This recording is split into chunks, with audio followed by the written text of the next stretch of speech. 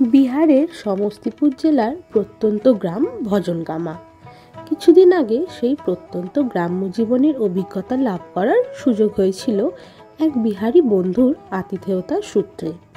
ভজনগামা গ্রাম থেকে প্রায় 20 কিলোমিটার দূরত্বে অবস্থিত বিদ্যাপতি ধাম মন্দিরটি একদিন সময় পেতেই ঘুরে নিলাম। ছোটবেলা থেকেই প্রাচীন কবিদের মধ্যে বিদ্যাপতি, চণ্ডীদাস প্রভৃতির নাম ইতিহাস বইতে পড়ে এসেছি। সেই কবিদের অন্যতম সংস্কৃত ও মৈথিলি ভাষার পণ্ডিত বিদ্যাপতির জন্মস্থানে অবস্থিত এই মন্দিরটি। বিহারের অন্যতম জনপ্রিয় এই মন্দিরটিতে অবস্থান করেন মহাদেব। কথিত আছে, কবি বিদ্যাপতি শুধু একজন কবিই ছিলেন না, উনি ছিলেন শিবের একজন একনিষ্ঠ উপাসক। তার প্রার্থনায় তুষ্ট হয়ে একটি ছোট্ট বালক বেশে স্বয়ং মহাদেব তাকে এই স্থানে দেখা দেন এবং মহাকবি বিদ্যাপতির হাতে প্রতিষ্ঠিত এই মন্দিরটির নাম হয় বিদ্যাপতি ধাম।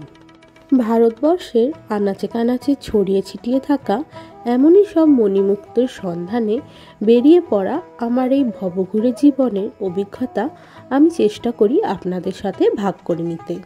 তাই এমনই সব অভিজ্ঞতার কথা জানতে সঙ্গে থাকুন, দেখতে থাকুন explore with Shalmi. Happy travelling.